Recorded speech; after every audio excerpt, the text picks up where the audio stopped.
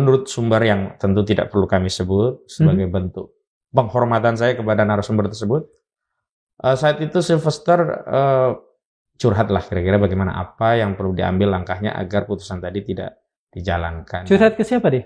Seseorang yang tidak saya sebutkan gitu. Lalu seorang tadi menyarankan untuk ketemu Pak JK untuk meminta maaf. Difasilitasi oleh Sofyan Wandandi, kalau tidak salah anak perempuannya yang sangat marah dengan ujaran-ujaran yang disampaikan oleh Sylvester ini. Hari ini posisi mereka emang habis-habisan. Dan bahkan mungkin mereka sudah mempersiapkan diri ikut terkubur bersama jasad Jokowi. Maksudnya terkubur secara politik ya. Hidup mati pokoknya ke Jokowi. Saya jadi teringat Raja Perancis ya. Reich ist moi itu loh. Oh, l'État c'est moi. Negara adalah saya. Dan hari ini Jokowi itu sudah dipersonifikasi sebagai negara. Seolah-olah kalau kita mengkritik Jokowi, mengkritik negara, mencemarkan negara. Yeah. Faktanya sudah ada vonis 1,5 tahun. Faktanya vonis itu sudah inkrah. Faktanya terpidana Sylvester Matutina ini masih berkeliaran di mana-mana, maka segera saja dieksekusi. Bagi institusi kejaksaan, segera tutupi auratnya. Segera pakai baju lah, jangan telanjang. Itu bukan sebuah kemenangan bagi saya, itu kekalahan yang sangat telak bagi saya. Karena apa? Pertanggungjawaban profesi saya bukan hanya di hadapan klien, tetapi kepada Allah Subhanahu wa Ta'ala. Kenapa tidak dilakukan Prabowo terhadap Jokowi? Panggil Jokowi. Saudara Jokowi, atau karena dia misalkan gurunya Maha Guru Jokowi, guru politikku Pak Jokowi, misalnya begitu. Tolong dong tunjukin ijazahnya biar segera kelar.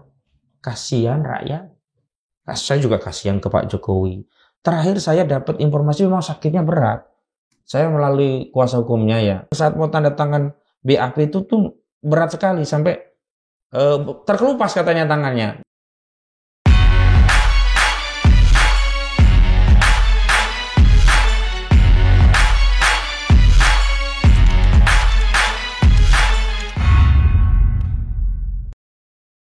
Bismillahirrahmanirrahim. Assalamualaikum warahmatullahi wabarakatuh. Sobat Madilog, hari ini kita akan bicara tentang hukum yang ditertawakan, tentang keadilan yang dijungkir balikan, dan tentang wajah negara yang dipermalukan oleh satu nama, Sylvester Matutina. Dia adalah seorang relawan Jokowi yang mendirikan Solidaritas Merah Putih atau Solmed. Saat ini dia adalah seorang komisaris sebuah BUMN dan bukan itu persoalannya. Karena siapapun boleh menjadi komisaris sebuah BUMN. Persoalannya adalah sejak tahun 2019 lalu, Sylvester adalah seorang narapidana. Putusannya sudah inkrah. Kasasi dari Mahkamah Agung sudah keluar pada tahun, kalau tidak salah, 2019. Dan selama itu pula, sampai saat ini, Sylvester masih berkeliaran, tidak bersembunyi. Kira-kira sepekan sekali paling tidak kita bisa melihat wajahnya di TV, di layar televisi. Apakah itu adalah sebuah bentuk pelecehan hukum di negara kita? Sylvester diangkat tentu oleh Jokowi. Tetapi Presiden saat ini, Prabowo Subianto, seolah tidak bisa melakukan apapun untuk menegakkan hukum dan mengembalikan marwahnya pada tempat yang sebenarnya. Untuk itulah, maka di Madilog saat ini kita akan bertemu dengan Mas Ahmad Kozinuddin, satu nama yang rasa-rasanya saya akan kekurangan kata-kata untuk menerangkannya. Terima kasih Mas Ahmad Kozinuddin. Sama-sama Kang Darmawan. Untuk membicarakan hal yang mungkin bukan sesuatu yang tidak wajar dalam dunia yang sudah jungkir balik ini. Ya. Pertanyaan pertama saya adalah, sebetulnya adakah satu aturan yang melarang seorang narapidana untuk menjadi komisaris BUMN? Ya, kalau kita bicara dalam konteks menduduki jabatan publik, tentu syaratnya itu kan tidak ansih soal norma hukum, tapi lebih dari itu adalah etika, kepatutan, dan soal juga kapasitas dan kapabilitas yang bersangkutan untuk menduduki jabatan tertentu. Masih ingat tidak kita pernah berdiskusi dan saya pernah sampaikan ungkapan demikian. Kita punya negara dirusak saja kita tidak terima, tidak ridho. Betul. Apalagi kita harus mengeluarkan biaya membayar orang-orang yang menghina itu, merusak negara itu.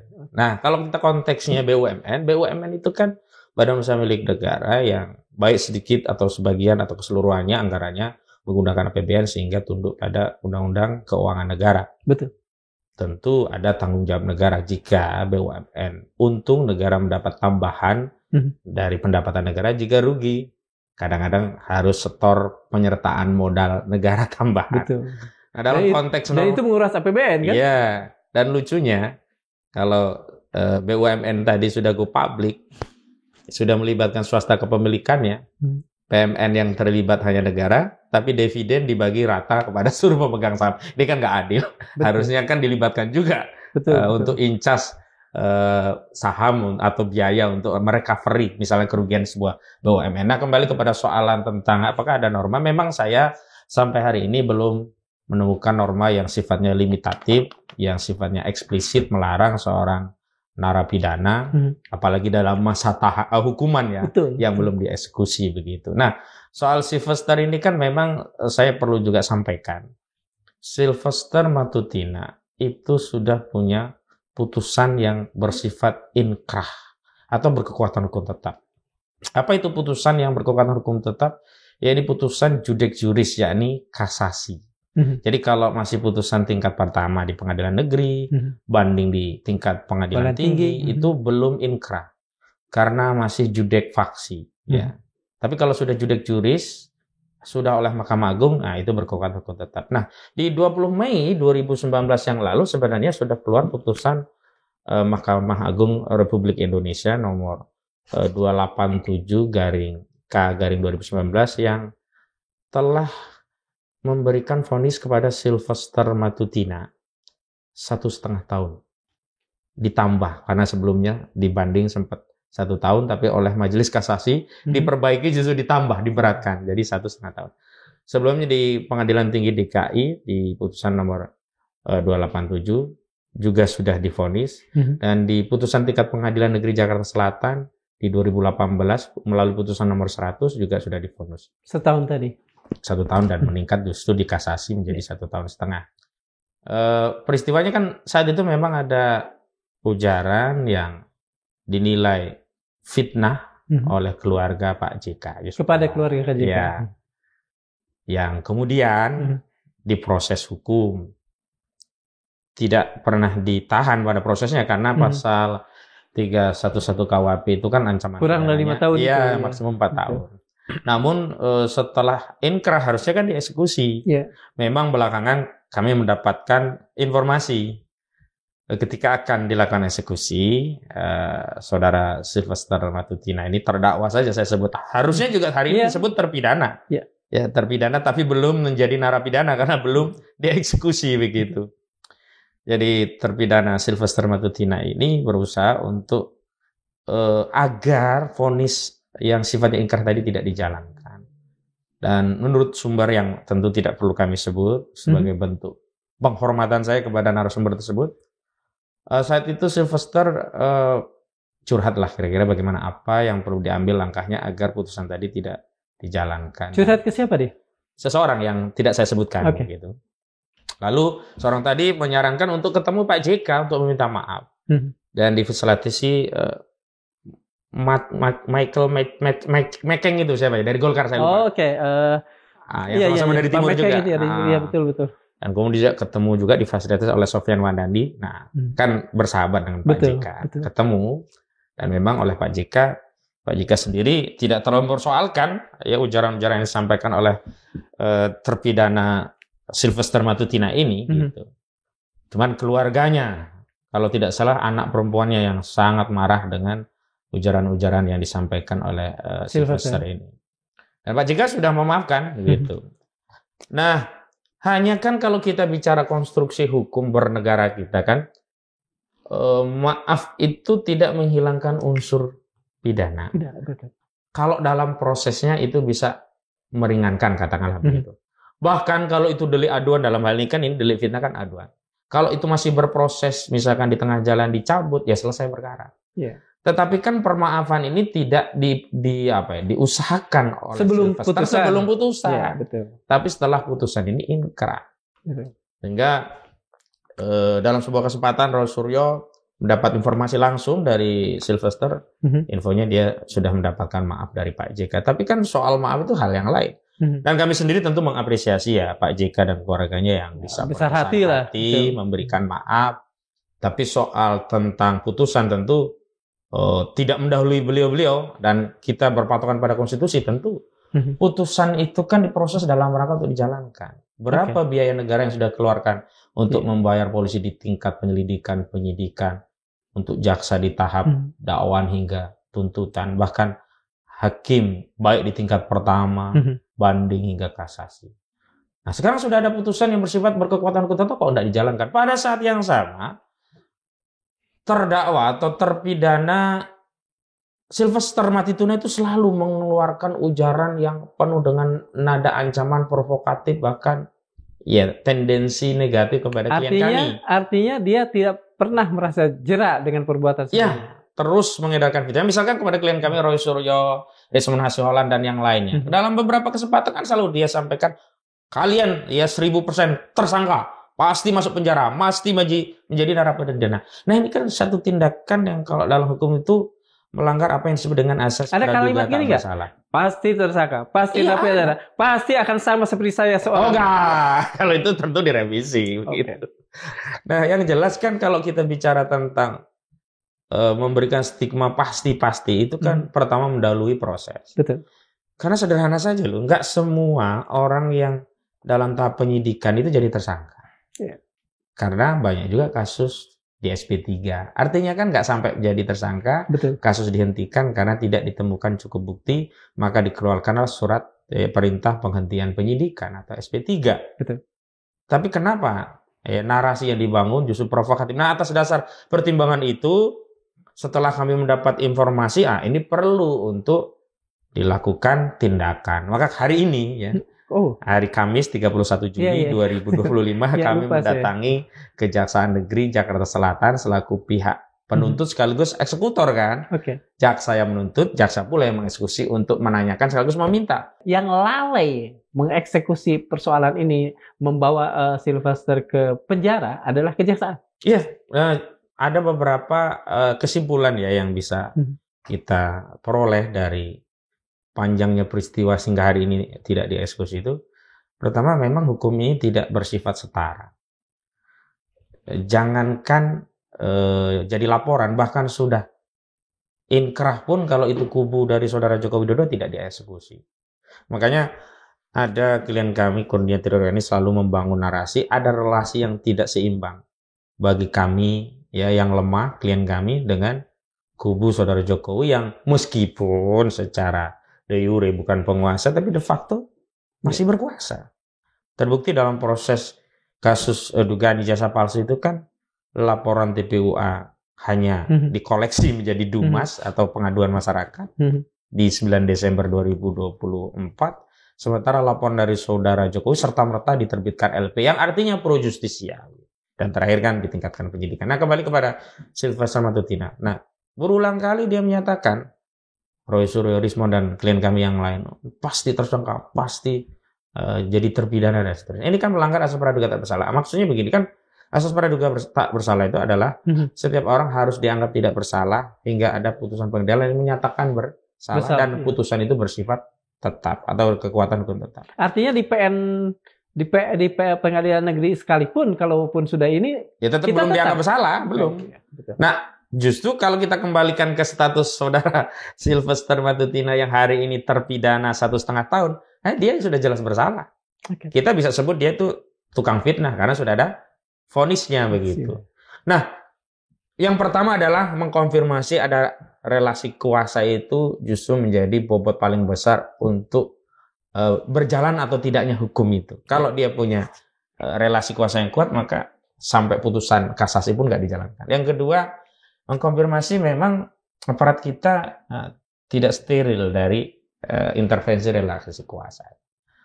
Terlepas kalaupun ya misalnya ada permaafan, kalau kepada orang kecil kan selalu ya narasinya kan kencang ya. Tidak ada maaf. Maaf itu hanya meringankan, tidak menghilangkan unsur. Itu kalau kepada rakyat kecil kan tetap aja diproses begitu. Ya. Kembali nih, Mas, Bang, pada soal jaksa. Ketika jaksa lalai, kejaksaan maksud saya, ketika kejaksaan lalai melakukan tugasnya, apa yang sebetulnya secara hukum harus dikatakan, ditimpakan padanya? Apakah teguran? Apakah justru saya nggak tahu apa ini? Ya memang kita tidak mengadopsi satu norma yang bisa memberikan sanksi pidana kepada aparat penegak hukum ketika lalai menjalankan tugasnya. Paling ya sanksi internal administratif termasuk ya penurunan jabatan atau sanksi pecat paling tinggi itu. Nah ini yang kemudian membuat banyak kasus itu dalam tanda petik itu istilahnya dipetieskan. Jadi yang mengeksekusinya adalah jaksa yang menuntut? Iya. Person jaksa yang menuntut berarti ya? Iya, maksudnya institusi kejaksaan. Kan jaksa itu kalau dalam proses pidana, dia yang mendakwa menuntut sekaligus dia mengeksekusi. Ketika hakim memvonis 10 tahun, 5 tahun, 2 tahun, yang menjalankan vonis siapa? Ya jaksa. Jaksa yang kemudian membuat berkas untuk menjalankan putusan, jaksa yang kemudian mengirim terdakwa ke lembaga pemasyarakatan, jaksa yang melengkapi berita acara. Bahkan nanti kalau ada pembebasan pun jaksa masih terlibat dalam proses untuk membebaskan dalam konteks administratif gitu. Karena memang jaksa itu sebagai wakil negara untuk menjalankan tugas itu. Tolong jelaskan pada saya yang awam dan juga sebagian besar masyarakat kita yang awam.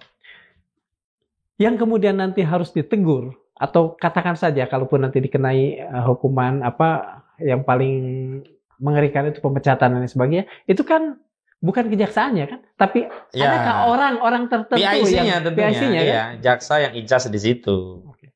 Jaksa. Nah, terus tentu atasan dari jaksa yang punya kewajiban kontrol. Kalau pidum ya berarti kasih pidumnya. Ya kalau ada kelalaian sampai kepada kejarinya ya kejarinya harus dievaluasi. Dan kelalaian ini kan sudah berlangsung 2025, 2019, 6 tahun. Makanya saya tadi dalam surat masih menggunakan pendekatan yang cukup halus, yakni bertanya dulu. Apa sesungguhnya yang terjadi? Apakah sudah dieksekusi atau tidak? Kalau belum ya segera dieksekusi.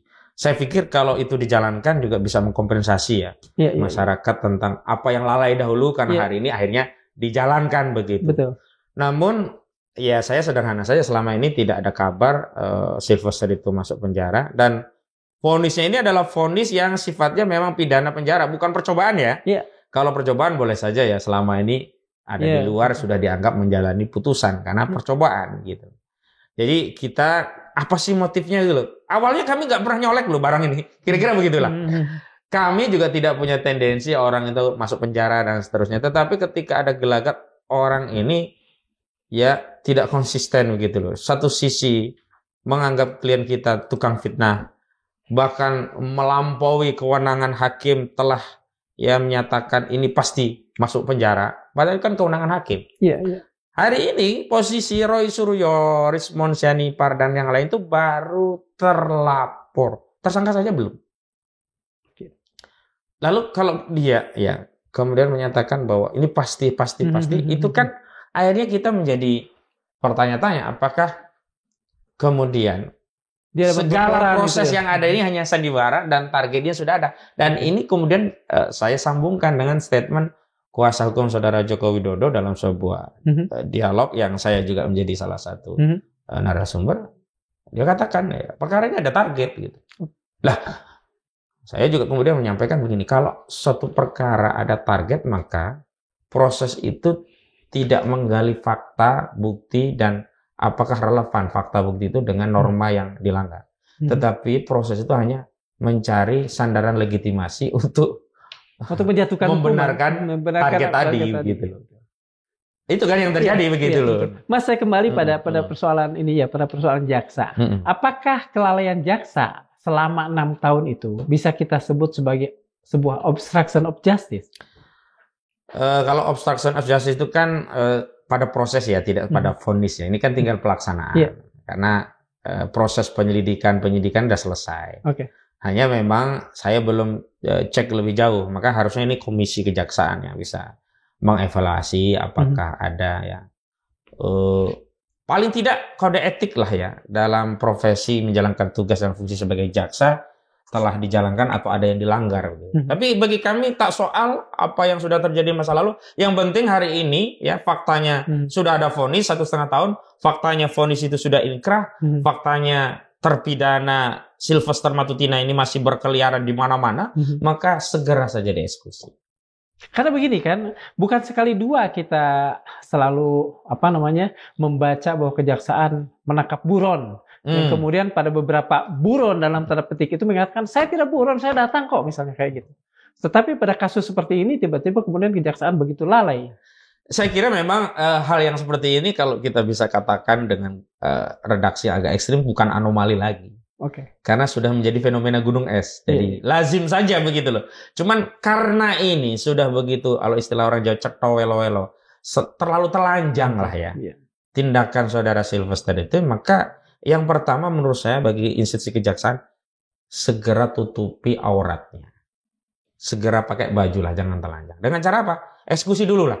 Bahwa yang lainnya nanti dievaluasi itu hal yang lain. Tetapi Sylvester ini harus dieksekusi. Dan memang saya kira ketika Sylvester Matutina ini dieksekusi, sikap batin yang merasa lega itu bukan hanya klien kami yang selama ini dituduh akan ini, akan itu. Di antaranya adalah Forum Purnawirawan Prajurit TNI. Karena kan kita masih ingat, Maijen TNI Purnawirawan Sunarko itu juga difitnah habis-habisan dan sudah sempat beredar viral kan video Purnawirawan mantan Kopassus yang mencari Sylvester di kemana-mana. Sylvester adalah seorang terpidana saat ini. Sementara kan secara aktif beliau juga seringkali mengisi beberapa talk show di sejumlah media lah sejumlah media di televisi.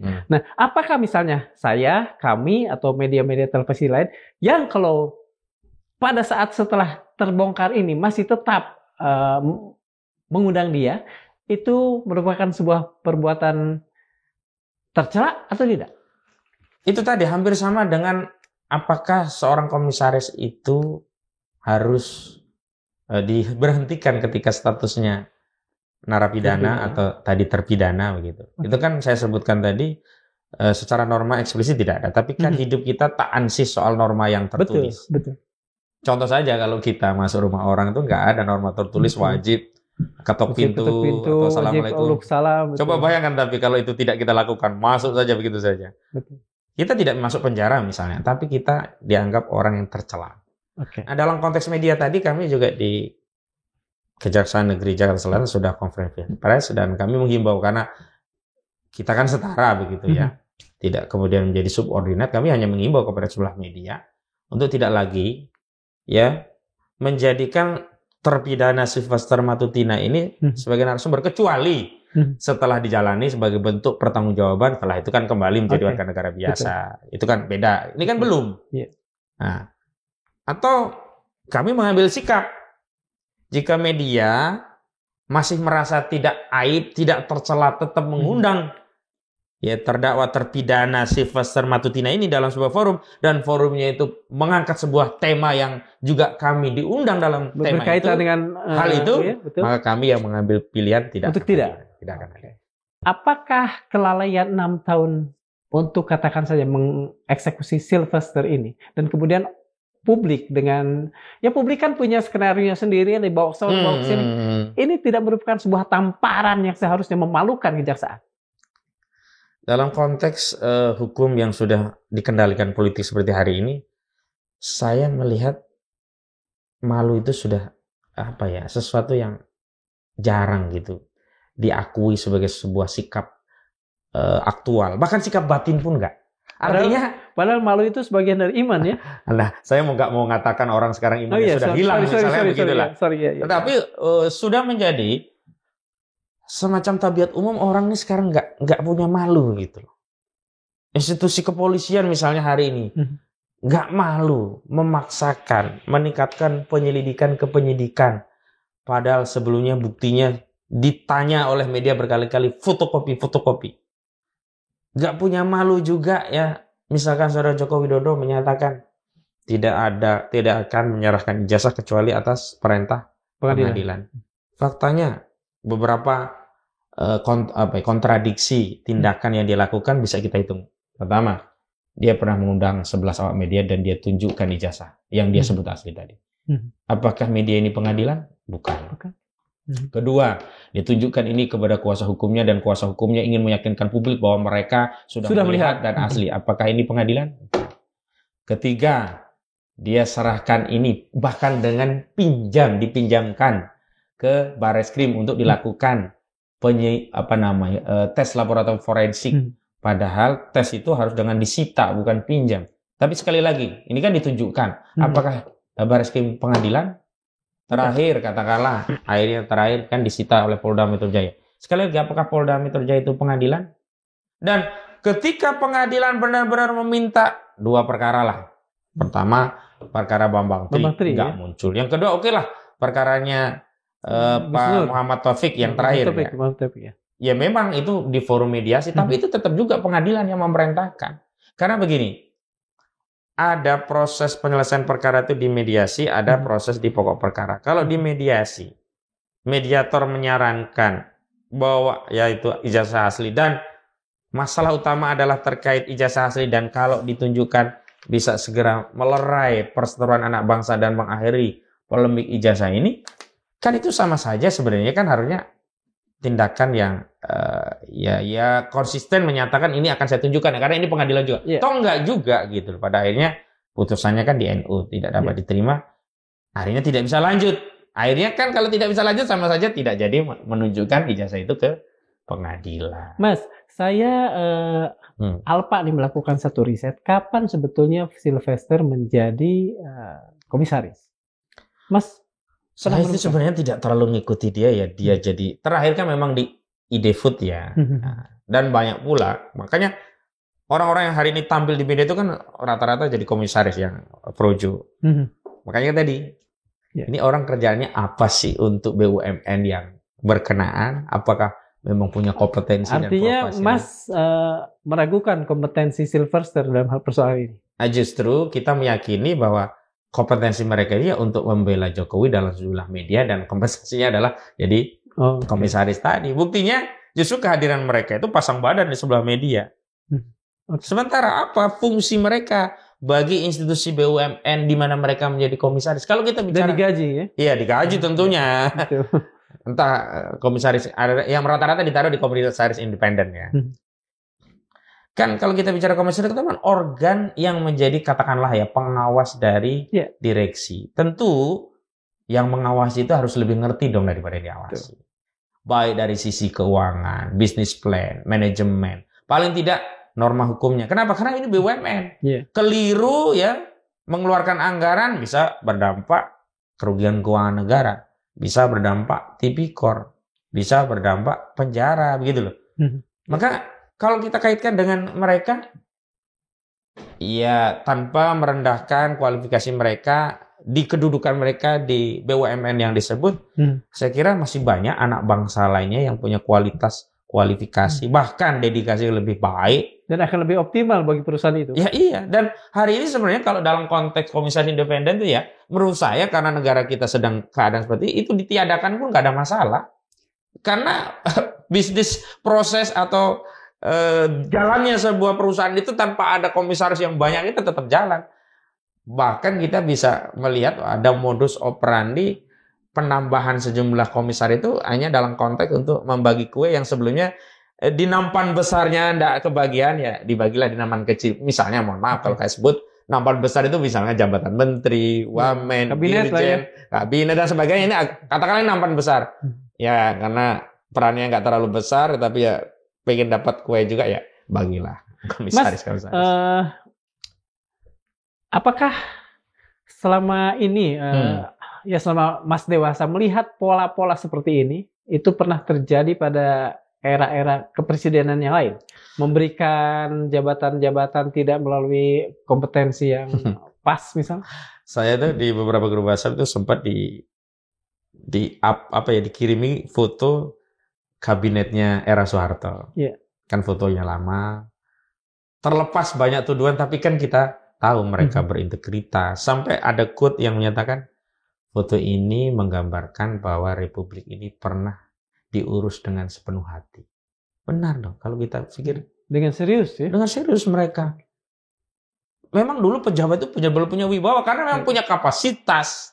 Nggak ada pejabat dulu itu yang ya aneh-aneh lah kayak sekarang begitu. Nah hari ini kalau kita lihat rata-rata memang tidak lagi berdasarkan kompetensi, terlepas ya kalau dulu pun ya kedekatan politik tetap ada, tetapi basic daripada kapasitas, kapabilitas dan profesionalisme tetap menjadi syarat mutlak. Selain syarat tambahannya ya tentu yang dekat. Karena tentu yang loyal itu jauh lebih bisa dikontrol dan bisa diawasi ketimbang orang jauh yang nggak pernah ketemu sama kita, kan kita ragu. Tapi tetap kompetensinya tetap ada gitu. Nah hari ini ya kita melihat bahwa kompetensi justru nomor yang sekian. Yang pertama adalah peran dia, bukan loyalitas, peran dia dalam konteks politik itu memenangkan sebesar apa, baru bicara apa yang harus dibagi kepada dia. Loyalitas pun enggak kadang-kadang. Kenapa? Sebenarnya loyalitas mereka itu bukan pada orang, tapi pada jabatan tadi. Makanya kalau kita lihat, contoh nih ya, fenomena Coman ya, Jokowi mania. Siapa namanya itu?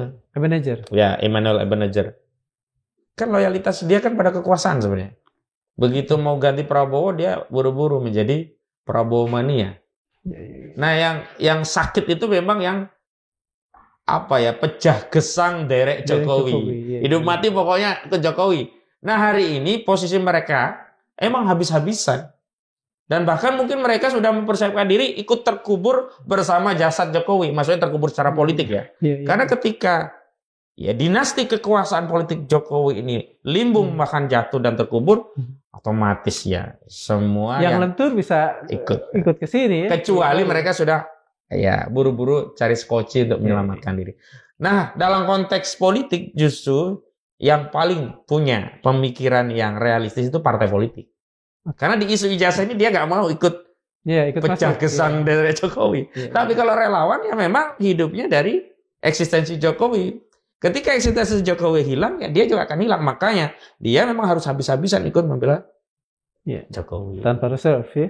Iya. Oke. Apakah justru status Sylvester Matutina sebagai anggota komisaris, sebagai komisaris di satu BUMN ini yang membuat dia, saya masih ingin menggunakan kata ini, seolah-olah kebal hukum?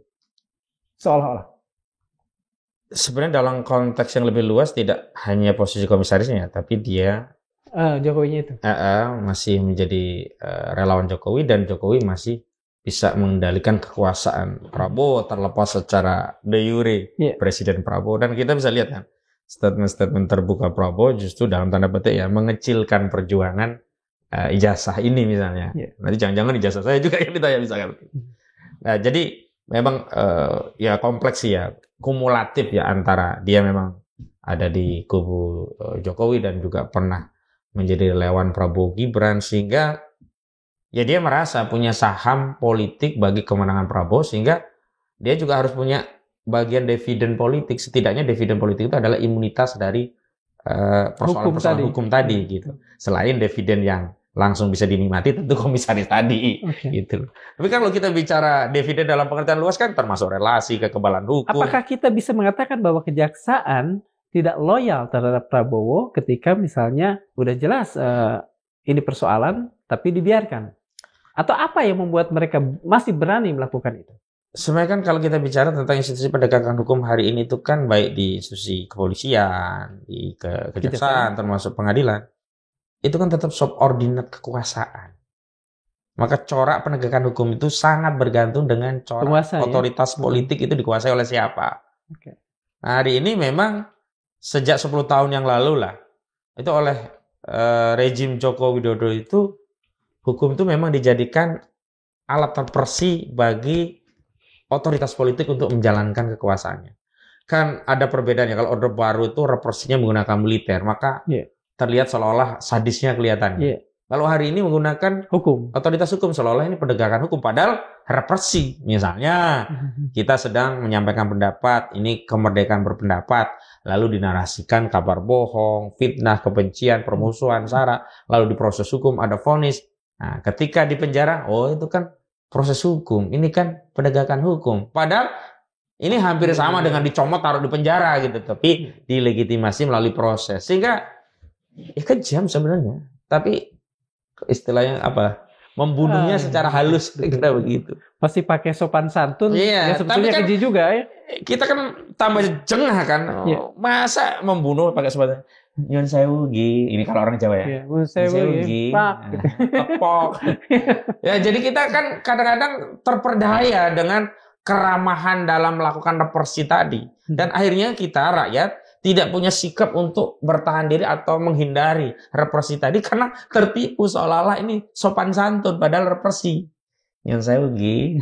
Apa yang bisa memutus lingkaran setan seperti ini sementara dunia ke depan tentu memerlukan sahabat-sahabat, mitra ekonomi, mitra apapun yang melakukan penegakan hukum secara adil. Saya orang hukum, tapi nyaris ya putus asa juga kalau melihat bukan fenomena ya, fakta hukum kita di negeri ini.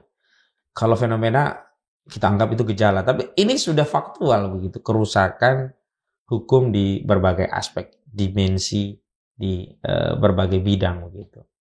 Kalau kita bicara hukum kan tentu pengaruh atau dampak daripada kerusakan hukum itu kan di seluruh dimensi. Ekonomi ada hukumnya, sosial ada hukumnya, politik ada hukumnya. Walaupun pada akhirnya hukum hanya alat legitimasi begitu. Makanya dulu saya pernah ingat perdebatan seorang ekonom yang menyatakan bahwa peristiwa pertukaran rupiah terhadap dolar itu murni peristiwa moneter, tapi yang lainnya menganggap itu peristiwa konstitusi, sehingga nilai rupiah terhadap mata uang asing itu harus ditetapkan melalui undang-undang, itu kata orang hukum. Tapi bagi ekonom itu peristiwa biasa, tukar menukar valuta saja begitu, sehingga tidak perlu dilegitimasi melalui undang-undang. Nah, balik lagi kepada soal hukum yang rusak tadi, coba kita lihat di mana ada kebaikan hukum yang bisa kita indra, yang itu menjadi fenomena umum. Justru yang menjadi fenomena umumnya itu kerusakan hukum. Hukum yang tajam ke bawah tumpul ke atas, hukum yang diperlakukan secara tidak imparsial. Ya, di kasus Roy Suryo dan Joko Widodo itu kan terlihat tidak imparsial. Terlihat otoritas kepolisian memihak pada kepentingan saudara Joko Widodo dan a priori terhadap kepentingan keadilan yang sedang diperjuangkan oleh Roy Suryo, Rismon Sianipar dan yang lainnya. Contoh tadi, kalau kita bicara equality, bicara persamaan di hadapan hukum, harusnya kan semua diperlakukan sama ya. Kalau yang satu jadi LP, yang satu juga jadi LP. Kalau yang satu dumas, yang satu juga dumas. Kalau yang satu dihentikan penyelidikan, yang satu juga dihentikan. Kalau yang satu naik penyidikan, yang lainnya juga naik penyidikan. Biarlah nanti muaranya di hakim. Jangan hari ini justru institusi kepolisian sudah mengambil peran sebagai hakim dengan memvonis, laporan Rosuryo dihentikan. Dengan memvonis apa? Laporan Jokowi ayo dinaikkan. Kan dalam konteks tertentu dia menjadi hakim dalam sengketa ini gitu loh. Dan sayangnya dalam proses hakim di kepolisian itu dia bisa menggunakan kewenangan untuk menahan.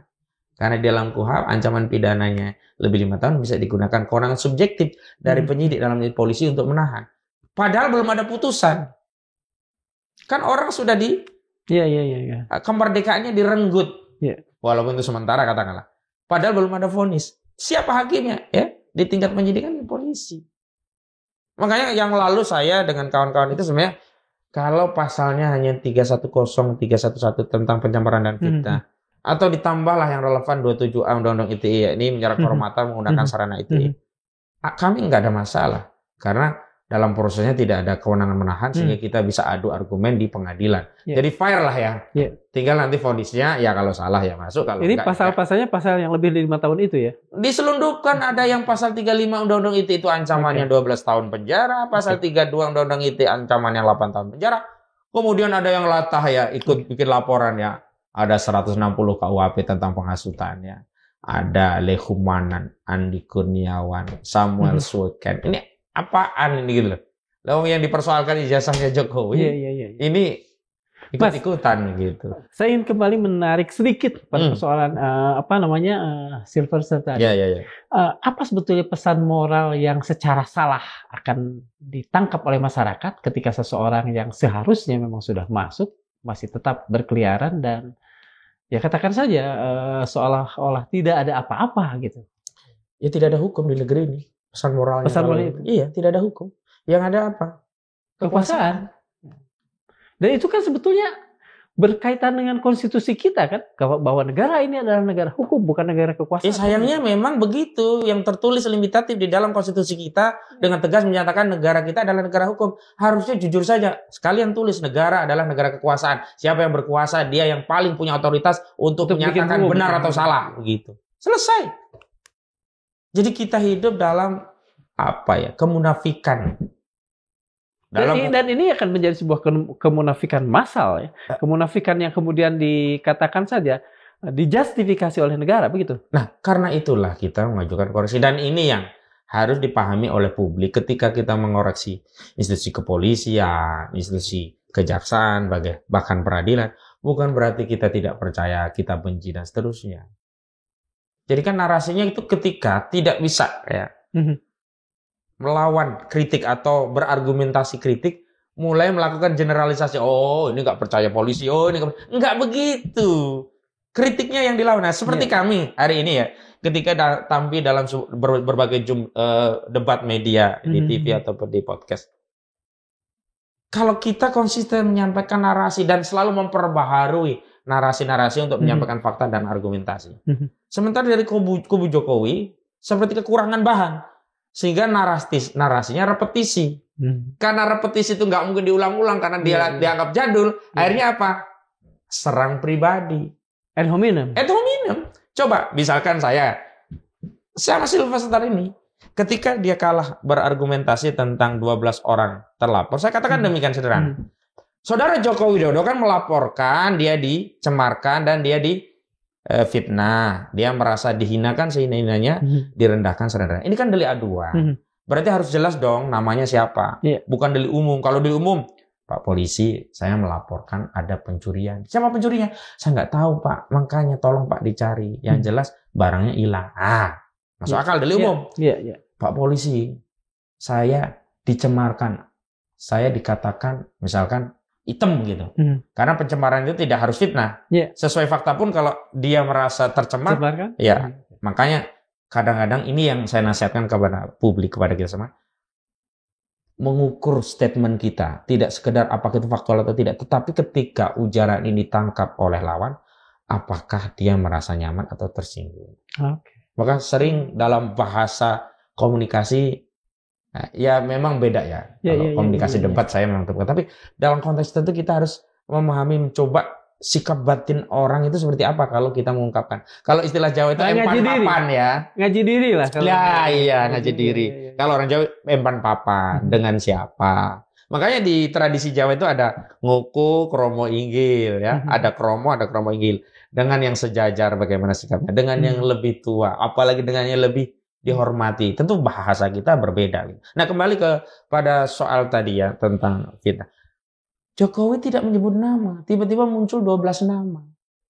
Dia mengatakan, saya hanya melaporkan peristiwa. Lah ini delik aduan kok peristiwa doang. Lalu siapa yang menentukan 12 orang yang katanya mencemarkan? Katanya polisi.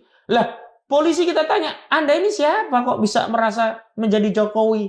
Lalu mengatakan ada Abraham Samad itu yang mencemarkan misalnya kan pengembangan. Harusnya kan orang yang ditanya, ini siapa sih? Alasannya kan video itu harus dikonfirmasi. Tapi video hari ini kan gampang. Video saya nih ya ditemukan di Madilog. Udah jelas, ini Ahmad Kozuluddin. Ini. Kan nggak mungkin. Itu siapa ya? Kecuali orang itu nggak dikenal begitu. Artinya apa? Kan buang badan. Betul. Nah saat itulah Sylvester ketika tidak bisa berargumen untuk membela, dia serang saya. Kau menang berapa kali perkara? Kalau kita bicara tentang kebenaran dan keadilan, kita tidak sedang bicara menang-menangan. Dan tidak bernilai kemenangan itu jika diperoleh dengan cara yang tidak terhormat. Misalkan menyuap hakim, menyuap jaksa. Atau sawer-sawer. Itu bukan sebuah kemenangan bagi saya, itu kekalahan yang sangat telak bagi saya. Karena apa? Pertanggungjawaban profesi saya bukan hanya di hadapan klien, tetapi kepada Allah Subhanahu wa taala. Dan terus terang bagi kami advokat, itu dilarang menjanjikan kepada klien pasti menang. Itu berarti advokat yang melanggar kode etik. Yang bisa kita janjikan, kita akan berjuang maksimal, membela maksimal, terlepas katakanlah pro bono. Misalnya nih Roy Suryo, Rizwan, ini kan kita kerja 60-an lawyer itu pro bono. Tapi bukan berarti karena pro bono kita nggak profesional, kita ogah-ogahan, sekenanya. Enggak, kita peras otak, peras pikiran, visi kemana-mana. Kenapa? Karena memang itulah yang bisa kita hadirkan. Bagaimana dengan vonis? Itu bukan kewenangan kita. Dan apakah misalnya dalam kasus Bambang Tri, Gus Nur divonis bersalah, apakah kita merasa kalah? Enggak, kami menang. Kenapa? Kami bisa menghadirkan fakta, bukti, argumentasi yang dengan kejujuran semestinya orang akan menilai ini tidak layak dihukum. Bahwa kalau ada vonis, kalau vonis itu ya biarkan hakim dengan pertanggungjawabannya sendiri. Iya, kalau vonis itu karena intervensi kekuasaan. Apa sih bangganya dia punya kuasa? Mas, dari segala hal yang tadi Mas contohkan ya, saya bahkan mungkin akan kekurangan kata untuk mengungkap sekian banyak contoh itu. Apakah bisa dikatakan bahwa saat ini ada semacam state capture yang dilakukan oleh para loyalis, menjadikan negara ini subordinasi mereka, katakan seperti itu? Ya, kalau kita lihat faktanya memang begitu gitu. Dan seolah-olah itu, saya jadi teringat apa itu ya, Raja Perancis ya, Reichstag ist moi itu loh. L'État c'est moi. Negara adalah saya. Dan hari ini Jokowi itu sudah dipersonifikasi sebagai negara. Seolah-olah kalau kita mengkritik Jokowi, mengkritik negara, mencemarkan negara. Tapi nggak konsisten juga satu sisi ya. Dia katakan Jokowi pribadi bukan kepala negara lagi, sudah selesai, individu biasa. Ini kan terkait pribadi yang dicemar. Lah kalau memang saudara Jokowi yang tercemar, apa urusannya Sylvester? Apa urusannya orang-orang yang ikut mendukung? Kan bukan pribadi mereka yang dicemar. Betul. Tapi tadi memang sudah dianggap ini simbol dari, bahkan bukan simbol ya, kalau dalam konteks kebutuhan hidup, ya ini sandang pangannya mereka gitu. Kalau sampai ini jatuh ya mereka kebingungan cari makan di mana, kira-kira begitulah. Oke, kita tidak akan. Maaf ya, saya terlalu jujur. Kita tidak akan ngomongin lagi yang tadi Ariel minum ini. Kita pada hal yang lain nih. Bagaimanapun kan ada perubahan besar dalam kekuasaan di negeri ini sekarang. Mas mengatakan bahwa secara de jure sudah bukan Pak Jokowi, tapi sudah ke Pak Prabowo.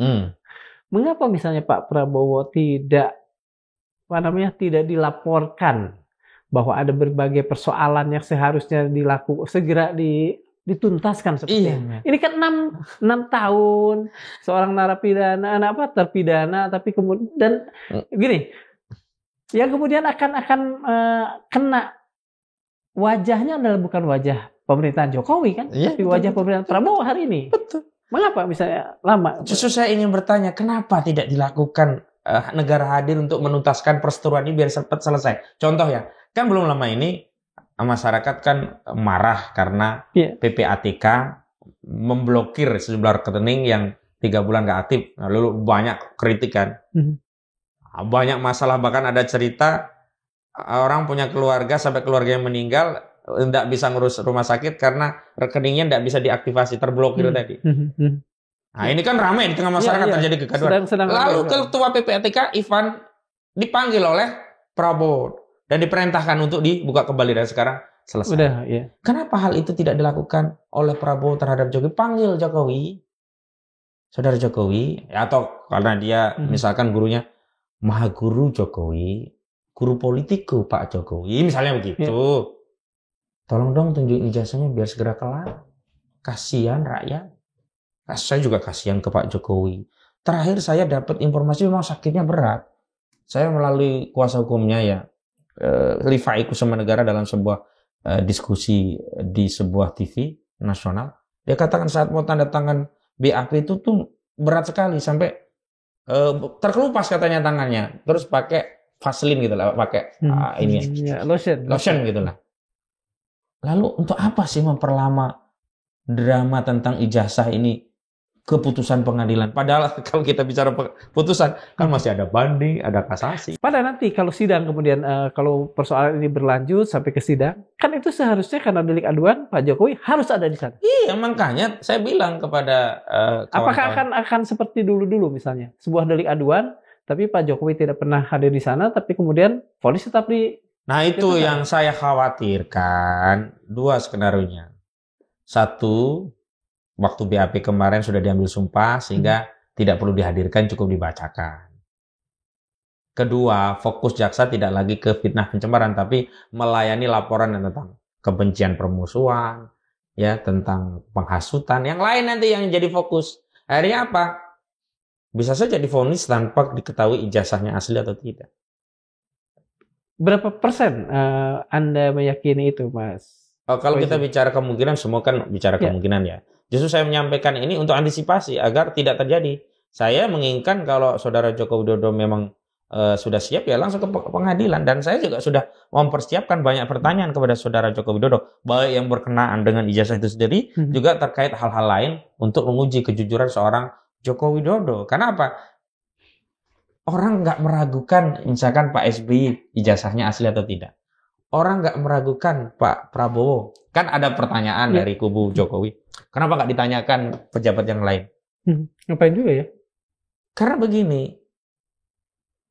orang itu ragu kepada Saudara Joko Widodo kan bermula karena seringnya statementnya tidak sejalan dengan apa yang menjadi kenyataan. Atau sering berbohong gitu. Maka ketika Bambang Trima membuat buku itu yang menyimpulkan ijazahnya palsu, lalu Saudara Jokowi mengatakan ijazahnya asli, orang kan punya kesimpulan, jangan-jangan bohong lagi. Nah, akhirnya apa? Orang meyakini yang lain begitu. Nah, ini kan problem yang nggak bisa diselesaikan dengan kata-kata lagi-lagi. Hari ini harus ada bukti begitu loh. Betul. Makanya berulang kali saya katakan, kemarin ada narasi dari kuasa hukum Jokowi. Cobalah hari ini kita berkontemplasi, merenungi kembali, sehingga kita bisa meyakini sebenarnya ijazah ini asli, sehingga kita selesaikanlah polemik anak bangsa ini, sehingga tidak perlu mempersoalkan lagi ijazah. Saya jawab sederhana, kontemplasi apa, merenung apa, mau merenung sampai subuh, kalau ijazahnya nggak ditunjukkan ya nggak bisa kita yakin asli. Masa kita merenung sampai subuh, lalu timbul kesimpulan asli dari mana begitu. Dan yang kedua, kalau kita bicara untuk membuktikan, meyakinkan publik ijazah itu asli agar kembali kehormatannya, kembali wibawanya, tidak tercemar, tidak hina sehina-hinanya, tidak rendah serendah-rendahnya, kan dengan menghadirkan bukti, bukan bikin reuni gitu. Artinya sebetulnya persoalan ini bisa sangat sederhana gitu ya. Nah, justru menjadi kompleks itu ketika tidak dihadirkan ijazah, dan justru itu menjadi alasan atau argumentasi tambahan bagi publik meyakini bahwa ijazahnya bermasalah. Oke. Mas, tadi pertanyaan saya kan soal Pak Prabowo yang tidak segera menyelesaikan berbagai soal yang makin lama terasa makin krusial dan makin urgent untuk segera diselesaikan. Apakah ada hambatan dalam bentuk mungkin Pak Prabowo terjerat, katakan semacam jebakan politik loyalis yang dimulai dari Pak Jokowi? Ada filosofis agama yang penting saya jadikan cermin untuk menilai. Jika tubuh itu sudah masuk barang haram, makan makanan haram, minum minuman haram, maka ruh iman itu akan tercerabut. Berpengaruh juga kepada fisik, berpengaruh juga kepada jiwa, berpengaruh juga pada amal dan kata-kata. Coba perhatikan orang yang biasa mengatakan kebun binatang lah. Itu kan dia makannya juga tak terjaga misalnya, sehingga berdampak. Dia biasa makan yang menggonggong ya, dia juga akan menjadi ciri yang kurang lebih seperti itu. Itu dalam konteks makanan. Makanya kita harus menjaga agar makanan halal itu yang menjadi asupan tubuh kita, karena itu akan menjadi darah daging. Kalau tidak ya akan berdampak kerusakan baik pada fisik, psikologi, juga berbagai amal kita. Nah, juga kekuasaan. Kekuasaan itu kalau diperoleh dengan cara yang halal, maka dia akan menjadi kekuasaan yang merdeka, punya independensi. Gua memang penguasa, gua memang dipilih rakyat, gua memang yang memenangkan pilpres, gua didukung, ya katakanlah sekian persen begitu. Artinya, tetapi jika misalnya kekuasaannya memang tidak diperoleh dengan tadi dukungan, memang dia ada masalah, dan kemarin kan dugaan kecurangan kan menjadi aspek yang membuat kekuasaan itu tidak legitimate, walaupun dilegitimasi dengan putusan MK, itu hal yang lain lagi kita tahu. Maka orang PD itu kalau dia punya harta punya dirinya sendiri. Tapi kalau harta itu ternyata cuma dipinjam orang lain, dia kan nggak pede. Kekuasaan Prabowo ini yang mau saya katakan. Boleh jadi memang dia akui bukan kekuasaannya sendiri, tapi diperoleh melalui dukungan seorang Jokowi. Sehingga walaupun dia de jure berkuasa, tetapi de facto dia harus tahu diri. De facto ini kekuasaan bersama. Makanya nggak heran kan, ada acara PSI sowan ke ke rumah kediaman Jokowi. Tapi kan sebetulnya kalau misalnya kita tetap berpegang pada konstitusi lah atau pada paling tidak konvensi di negara ini, ketika seseorang secara de jure sudah memegang kekuasaan, ya dia harus menjalankan itu dengan sebaik-baiknya, dalam arti tidak banyak membiarkan diri dicawe-cawe, bukan? Justru gitu. Persoalan yang kita persoalkan dalam diskusi kita kan bukan legitimasi konstitusi. Oke. Legitimasi politik dari sisi psikologi pribadi seorang Prabowo, apakah dia memiliki kepercayaan diri bahwa kekuasaan dia peroleh itu memang hasil ikhtiar dia, apakah dia merasa pede memang rakyat yang memilih dia, atau jangan-jangan memang dia sadar bahwa sebenarnya kekuasaan ini bukan punya dia seharusnya, atau yang kedua dia peroleh dengan cara-cara yang lain, atau memang secara de facto ada peran saudara Joko Widodo. Dan kalau kita bicara itu kan memang perannya tinggi. Contoh. Oke, anggaplah begini. Mohon maaf nih, belum pernah kita kan berdebat biasanya ya. Saya cuma berkata begini. Bukankah ada sikap yang saya kira akan lebih konstruktif ke depan. Apapun misalnya jalan yang sudah ditempuh, ya sudahlah. Itu masa lalu. Masa depan adalah menjalankan fungsi ini sebaik-baiknya buat rakyat. Itulah baliknya karakter kepemimpinan seseorang. Saya sih berharap begitu. Jadi benar-benar macan asli. Toh rakyat juga kan relatif. Toh sekarang rakyat juga sudah berdamai. Iya. Tidak ada lagi yang Anies, Ganjar, ya semua ya Prabowo lah presiden. Betul. Tapi lagi-lagi ini kan karakter kepemimpinan. Makanya kalau dalam Islam salah satu syarat seorang pemimpin itu harus punya sikap merdeka. Kan syarat menjadi pemimpin dalam Islam itu laki-laki muslim, laki-laki balik, ya merdeka, adil, punya kemampuan untuk menjalankan fungsi kekuasaan. Nah, yang merdeka ini kan dalam dua pengertian. Pertama, merdeka dari sisi status, dia bukan budak. Ya. Kedua, merdeka dalam pengertian dia independensi. Nggak boleh pemimpin itu dikendalikan istrinya. Kalau pemimpin statusnya di KI, di bawah kendali istri, nggak bisa itu. Udah, istrinya aja jadi pemimpin. Termasuk pemimpin nggak boleh dikendalikan oleh menterinya. Udah, menterinya aja jadi pemimpin. Nah, kalau hari ini ada pemimpin dikendalikan otoritas lain, dia nggak memiliki sifat merdeka. Dan bahaya kita punya negara dipimpin oleh orang itu dari merdeka. Apa? Dari hadis, dari Quran, atau dari kias ulama, Mas? Itu kajian ulama tentang syarat-syarat pemimpin ada 7. Namanya disebut dengan syarat in'iqad. Syarat in'iqad itu syarat akad yang salah satu kalau tidak terpenuhi maka batallah kekuasaan pemimpinan. Ada lagi dua syarat afdoliyah, syarat keutamaan. Kalau dipenuhi juga bagus, kalau enggak juga enggak apa. Pertama apa? Pemimpin harus berani. Kedua apa? Pemimpin harus seorang mujtahid. Kemampuan berpikirnya setingkat mustahil. Tapi kalaupun enggak ya enggak apa-apa, itu afdoliyah. Tetapi merdeka tadi, itu syarat mutlak, enggak boleh pemimpin itu di bawah kendali yang lain. Yang ditunjuk pemimpin, yang dipilih menjadi pemimpin dirinya. Maka dia harus mengambil keputusan berdasarkan pandangannya dirinya. Bahwa memang masukan bisa dari A, B, C, D. Tetapi keputusan harus dirinya. Tidak boleh keputusan itu digandoli oleh otoritas yang lain. Bahaya. Kepemimpinan apapun ini ya, bukan hanya konteks negara ya. Kepemimpinan organisasi pun begitu. Mas, apakah ada peran kami warga masyarakat biasa untuk mengawal persoalan ini sehingga ya mungkin ini tidak terdengar enak buat Pak Sylvester, tapi keadilan adalah mendudukan segala sesuatu atau segala perkara pada tempatnya, dan tempat Pak Sylvester saat ini adalah di sana. Apa yang bisa dilakukan oleh publik untuk mengawal? Jadi kalau kita bicara keadilan, tidak ansih soal orang itu masuk penjara, kasihan dong. Masa harus dengan penjara sih? Tapi kalau kita bicara keadilan, pertama, menjadi pencegah agar masyarakat tidak mengulangi perbuatan itu.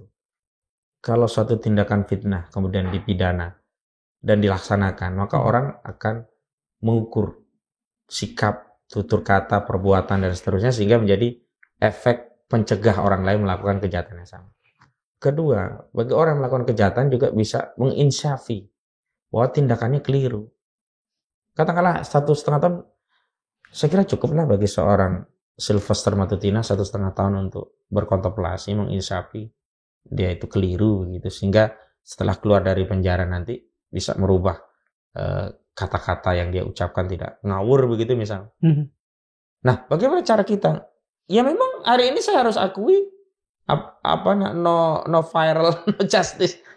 Karena hari ini otoritas kekuasaan tadi tidak tunduk pada argumentasi tapi tunduk pada tuntutan publik. Iya. Nah, dan sebetulnya itu pun tidak sehat kan? Iya. Nah, yang sulit itu adalah bagaimana cara kita menyambungkan argumentasi dengan kesadaran publik yang kemudian publik ikut menuntut itu. Dengan cara apa publik bisa dalam tanda petik mengawal persoalan? Ya pertama tentu publik harus memahami kasus ini. Nah, apa yang kita lakukan itu bagian dari mengedukasi publik. Ketika ada kesadaran tentu mereka harus mengambil tindakan-tindakan apa yang bisa dilakukan agar ini bisa dieksekusi. Tentu bersuara, berekspresi, menyampaikan pendapat. Dan yang paling penting tidak hanya kasus ini juga akan berdampak pada kasus lain. Misalnya, ini berdampak Sylvester tidak lagi ngawur, misalkan tidak lagi tampil di media, walaupun belum dieksekusi kan cukup. Mensterilisasi ruang publik dari sosok yang bermasalah. Dan itu kan sesuatu yang harus kita syukuri. Kan ada pepatah mengatakan kalau kita tidak bisa mensyukuri yang sedikit, mustahil kita bisa mensyukuri yang banyak. Nah, tadi pagi, kalau saya tidak salah, Mas, kan tadi itu katakan, Mas ke Kejaksaan Negeri Jakarta Selatan. Saya ingin tahu dua hal. Apa harapan yang Mas kemukakan dan kawan-kawan kemukakan kepada Kejaksaan, dan apa respon dari Kejaksaan? Adakah respon dari Kejaksaan? Ya, sebenarnya tidak pagi ya, jam 1 tadi kami ke Kejaksaan Negeri Jakarta Selatan. Memang niat kami kalau bisa ya bertemu langsung dengan Kajari atau pihak yang disposisi untuk bisa menemui kami begitu. Tapi oleh petugas di PTSP ya, pelayanan terpadu satu pintu lah ya. Itu disebutkan bahwa ya memang harus ada ya permohonan, nanti baru ada disposisi, lama lah. Akhirnya ya kami ajukan surat dan sudah diterima di bagian PTSP. Yang surat itu konteksnya adalah bertanya sekaligus meminta. Pertama bertanya, ini vonis sudah dijalankan belum? Siapa tahu ternyata sudah dijalankan walaupun kita tahu informasinya belum gitu. Yang kedua, kalau belum ya segera dijalankan. Alasannya apa? Alasannya ya ini adalah putusan yang sifatnya inkrah.